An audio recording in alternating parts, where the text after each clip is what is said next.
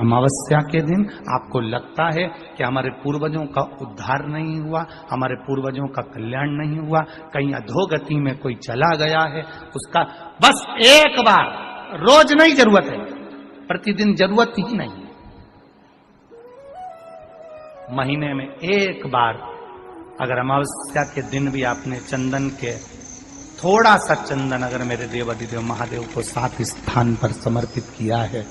अशोक यहाँ पर वर्णन कर रही है, मैना, धन्य और कला की कथा कह रही है। तीनों ने सनकादि ऋषियों से मांगा।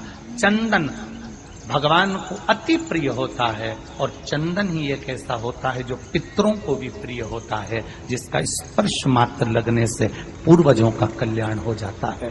वो चंदन का 7 स्थान शिवलिंग के बताए हैं, जहां पर भूल से भी अगर कोई चंदन की उंगलियां लगा देता है, 7 स्थान ऐसे हैं जहां चंदन की मात्र उंगलियां लगा देने से ही शिव पितृलोक के पितरों को मुक्ति प्रदान करके बैकुंठ लोक का निवास दे देते हैं।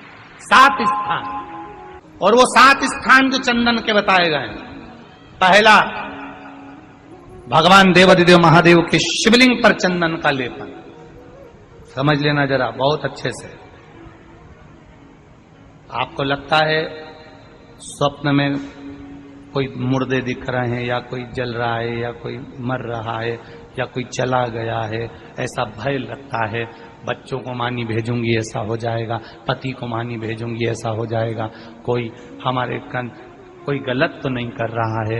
आपको लगता है 7 स्थान चंदन के बताएं महाराज। पहला शिवलिंग, दूसरा जहां गणेश जी का स्थान है, मालूम है ना सबको, जम के बोलो जरा, मालूम है ना सबको, जहां गणेश जी का स्थान है वहां अलग से गणेश जी बैठे, वहां नहीं। शिवलिंग में जलाधारी के ठीक सामने राइट में गणेश, लेफ्ट में कार्तिकेय, बीच में अशोक सुंदरी। तो पहला चंदन बाबा के शिवलिंग पर, दूसरा गणेश जी पर चंदन की उंगली, तीसरा षडानंद कार्तिकेय पर चंदन की उंगली, चौथा अशोक सुंदरी पर चंदन की उंगली, पांचवा जलाधारी पर चंदन की उंगली, छठा जो शिवलिंग का जल बह रहा है इसके ठीक विपरीत की ओर चंदन की उंगली, और 7वां चंदन नंदी के मस्तक के ऊपर जो 2 सींग लगे रहते हैं उस पर चंदन की उंगली। ये कब लगाई जाती है? या तो अमावस्या के दिन आपको लगता है कि हमारे पूर्वजों का उद्धार नहीं हुआ, हमारे पूर्वजों का कल्याण नहीं हुआ, कहीं अधोगति में कोई चला गया है, उसका बस एक बार, रोज नहीं जरूरत है, प्रतिदिन जरूरत ही नहीं है, महीने में एक बार अगर अमावस्या के दिन भी आपने चंदन के थोड़ा सा चंदन अगर मेरे देवाधिदेव महादेव को 7 स्थान पर समर्पित किया है। अशोक यहाँ पर वर्णन कर रही है, मैना, धन्य और कला की कथा कह रही है। तीनों ने सनकादि ऋषियों से मांगा। चंदन भगवान को अति प्रिय होता है और चंदन ही एक ऐसा होता है जो पितरों को भी प्रिय होता है, जिसका स्पर्श मात्र लगने से पूर्वजों का कल्याण हो जाता है। वो चंदन का। आपके घर में पितृदोष है, आपको ऐसा महसूस होता है, आपको लगता है, तो किसी भी नवरात्रि के पहले जो अमावस्या पड़ती है, मान लो अपन अमावस्या पड़ी, आप एक अंदाजा लगाइए, तो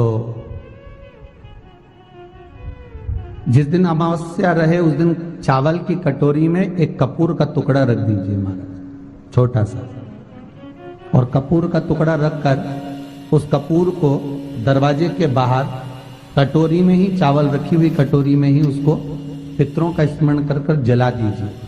और जलाने के बाद उस चावल को कहीं भी किसी भी वृक्ष की छांव में पक्षियों के लिए डाल दीजिए। शिव महापुराण की कथा कहती है, अगर मान लो पितृ आपको कष्ट दे रहे हैं, पितृ आपको तकलीफ दे रहे हैं, कोई काम नहीं होने दे रहे हैं, या कहीं आपको ऐसा लगता है कि पितरों का दोष है, तो वो पितृ दोष देवी अब ये जो आप करेंगे ये कब कर रहे हैं? अमावस्या के दिन आप उसको रख रहे हैं। अमावस्या के दिन उसको रखकर रात भर आपने रखा कपूर के साथ में, सुबह एकम पड़ गई, नवरात्रि लग गई, उसी दिन उसको जलाकर आपने पटक दिया।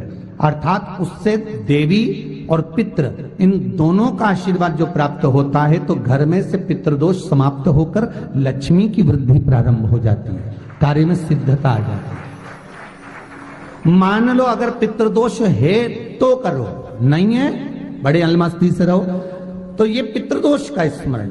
तो यहाँ शास्त्र कह रहा है कि पितरों का जो लोक होता है, पितर जो लोक होता है, उस पितृलोक में 64 योगिनियां प्रवेश नहीं करती। शिव महापुराण कर रही है, शंकर की कथा कर रही है। एक छोटा सा उपाय अवश्य करिएगा। मान लो आपको लग रहा है कि आपके घर में पितृदोष है, आपको ऐसा महसूस होता है, अमावस्या पड़ती है, चावल की कटोरी में एक कपूर का टुकड़ा रख दीजिए, छोटा सा, और कपूर का टुकड़ा रखकर उस कपूर को दरवाजे के बाहर कटोरी में ही, चावल रखी हुई कटोरी में ही उसको पितरों का स्मरण कर कर जला दीजिए। और जलाने के बाद उस चावल को कहीं भी किसी भी वृक्ष की छांव में पक्षियों के लिए डाल दीजिए। शिव महापुराण की कथा कहती है अगर मान लो पितृ आपको कष्ट दे रहे हैं, पितृ आपको तकलीफ दे रहे हैं, कोई काम नहीं होने दे रहे हैं, या कहीं आपको ऐसा लगता है कि पितरों का दोष है, तो वो पितृदोष देवी, अब ये जो आप करेंगे ये कब कर रहे हैं? अमावस्या के दिन आप उसको रख रहे हैं। अमावस्या के दिन उसको रखकर रात भर आपने रखा कपूर के साथ में, सुबह एकम पड़ गई, उसी दिन उसको जलाकर आपने पटक दिया।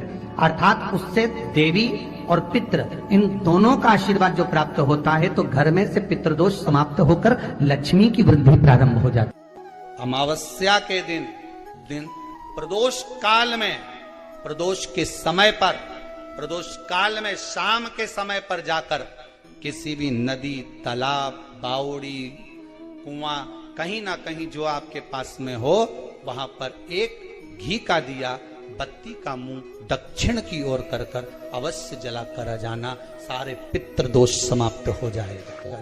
अगर नदी, तालाब, बावड़ी, कुआं नहीं है तो पीपल का वृक्ष हो या बेलपत्री का वृक्ष हो या बट का वृक्ष हो, उसके नीचे लगा दो प्रदोष काल में। पर अमावस्या के दिन लगाएं जरूर। क्यों? क्योंकि अमावस्या 16 दिन तक पितृ मृत्यु लोक में आने के बाद में भोजन ग्रहण करते हैं। अमावस्या के दिन पितृ शाम के समय प्रदोष काल में शंकर भगवान का नाम जाप कर कर नदी, तालाब, बावड़ी पर पानी पीने जाते हैं। वहां से जल का आचमन कर कर पितृ अपने लोक को चले जाते हैं प्रदोष काल के समय पर। इसलिए प्रदोष काल में जलाशय के पास में बावड़ी, कुआं, नदी, तालाब के किनारे पर दिया लगाया जाता है दक्षिण की ओर मुख कर कर बत्ती का, तो पितृ आशीर्वाद देते हुए जाते हैं कि फलो फूलो, आगे बढ़ो, उन्नति करो, तरक्की करो। ये पितरों का आशीर्वाद रहता है, पितरों का वर रहता है। आप देंगे, कुछ करा ना करा, फिर अमावस्या के दिन उस दिन दिया दक्षिण की ओर बाती का मुख कर कर। 7 स्थान ऐसे हैं जहां चंदन की मात्र उंगलियां लगा देने से ही शिव पितृलोक के पितरों को मुक्ति प्रदान करके वैकुंठ लोक का निवास दे रहे हैं। 7 स्थान, और वो 7 स्थान जो चंदन के बताए गए, पहला भगवान देवाधिदेव महादेव के शिवलिंग पर चंदन का लेपन। समझ लेना जरा बहुत अच्छे से। आपको लगता है स्वप्न में कोई मुर्दे दिख रहे हैं, या कोई जल रहा है, या कोई मर रहा है, या कोई चला गया है, ऐसा भय लगता है, बच्चों को मानी भेजूंगी ऐसा हो जाएगा। जिनके यहाँ पितृदोष होता है, काल सर्प दोष होता है, वास्तु दोष होता है, उनको ज्यादा कुछ नहीं करना होना। महाराज एक बेल का फल लीजिए, उसके अंदर का जो गुर्दा होता है, अंदर का जो भाग होता है, उसको निकाल लीजिए, और उस बेल के फल में आटा सेक कर उसमें शक्कर मिलाकर उसको उसके अंदर भरिए।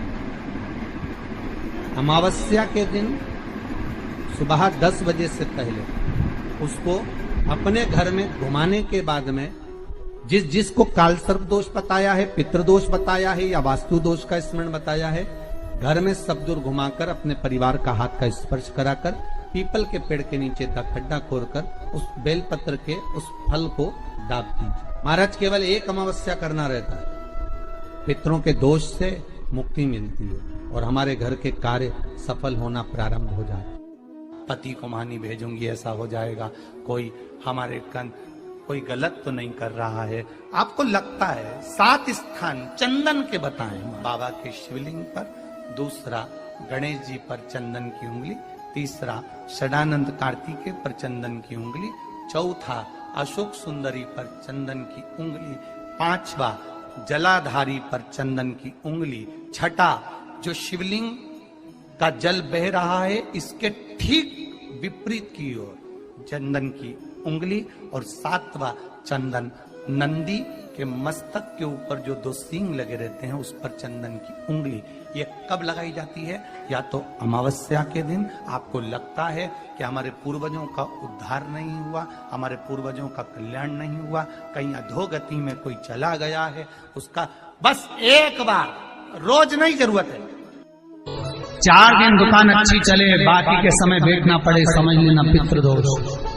घर में बच्चे चिड़चिड़े हो जाए, गलत संगति में डूब जाए, समझ लो चिड़चिड़ हो रहे हैं, पितृदोष। घर के बच्चे माता पिता का आदर ना करें, सम्मान ना करें, तेज आवाज में बात करें, समझ लो पितृदोष। पितृदोष मालूम पड़े। और इतने से भी अगर आप नहीं समझ सकते, परिवार का कोई एक व्यक्ति जब जब भोजन करने बैठे तब तक उसकी थाली में बाल आए, भले वो होटल में खाए तो भी बाल आ जाए, वो कहीं खाना खा रहा है तो बाल आ जाए। 8-15 दिन में, 4 दिन में, 3 दिन में, 2 दिन में, 6 दिन में आपकी थाली के भोजन में अगर बाल निकल रहा है, केश निकल रहा है, समझ लेना कि पितृ आपसे कुछ मांग रहे हैं, पितृ आपसे कुछ चाहते हैं। महाराज एक बेल का फल लीजिए। क्या लेना है? बेल का फल, बेलपत्री का जो फल होता है उसको ले लो, उसके अंदर का जो गुर्दा होता है, अंदर का जो भाग होता है उसको निकाल लीजिए, और उस बेल के फल में आटा सेक कर उसमें शक्कर मिलाकर उसको के अंदर भर लीजिए। अमावस्या के दिन सुबह 10 बजे से पहले उस बेल फल में जिसमें तुमने पंजेरी भरी है, आटा सेक कर भरा है शक्कर के साथ में, उसको अपने घर में घुमाने के बाद में जिसको कालसर्प दोष बताया है, पितृदोष बताया है या वास्तु दोष का स्मरण बताया है, घर में सब दूर घुमाकर अपने परिवार का हाथ का स्पर्श कराकर पीपल के पेड़ के नीचे तक खड्डा खोदकर उस बेलपत्र के उस फल को दाब दीजिए। महाराज केवल एक अमावस्या करना रहता है, पितरों के दोष से मुक्ति मिलती है और हमारे घर के कार्य सफल होना प्रारंभ हो जाते हैं। कार्य की सफलता होती है, कार्य में सफलता प्राप्त होने लगती है। हम तो कई बार कहते हैं महाराज जी, अगर ऐसा लगे किसी औषधि को आप ले रहे हैं, मालूम पड़े कि औषधि आपको लग नहीं रही है, शिव महापुराण की कथा करेंगे, मान लो औषधि आपको नहीं लग रही, आपने औषधि बहुत दिनों से ले रहे हो, कोई दवाई, मान लो आप किसी भी दवाई को ग्रहण कर रहे हैं और वो औषधि लगी नहीं रही है, वो शरीर को लगी नहीं पा रही और आप ठीक ही नहीं हो पा रहे, 15 दिन हो गए, 8 दिन हो गए, बताओ उतना की उतना ही कैटरीना है, उतना ही उतना अपना भरा हुआ, वही की वही लीवर, वही की वही किडनी, वही की वही स्मरण, सभी कुछ वही वही है, उतना की उतना ही। बीपी भी ऊंचा नीचा चल रहा है पर लेवल में नहीं आ रहा, शुगर भी लेवल में नहीं आ रही, तो प्रयास करा करो महाराज, बेलपत्री के फल का जो गुर्दा है, अंदर का जो भाग है फल का, उसको पानी में गला लीजिए और प्रदोष कम से कम प्रदोष नहीं हो और बीमारी जरा दवाई लगी नहीं रही हो तो बिना प्रदोष के भी कर सकते हो, उसको पानी में गलाइए। आधा घंटा पानी में, जैसे आपको सुबह मंदिर जाना है 10 बजे, तो सुबह स्नान कर कम से कम 6:30-7 बजे उसको पानी में गला दीजिए और उस बेले के फल का गुर्दा से गला हुआ पानी शिव जी को ले जाकर समर्पित कर दीजिए। महाराज उस पानी में से थोड़ा सा 1 चम्मच पानी शिव जी पे चढ़ा हुआ लेकर आ जाइए। उस पानी को जो बीमार व्यक्ति है उसको औषधि देने से पहले मात्र आधी चम्मच से भी आधा चम्मच उसको दे दीजिए। भगवान शंकर का श्री शिवाय नमस्तुभ्यम का जाप कर उस पानी को देने के बाद अगर आप औषधि देंगे तो ये पक्का है कि औषधि अपना कार्य करना प्रारंभ कर देगी और वो स्वस्थ होना प्रारंभ होगा, वो स्वस्थ हो औषधि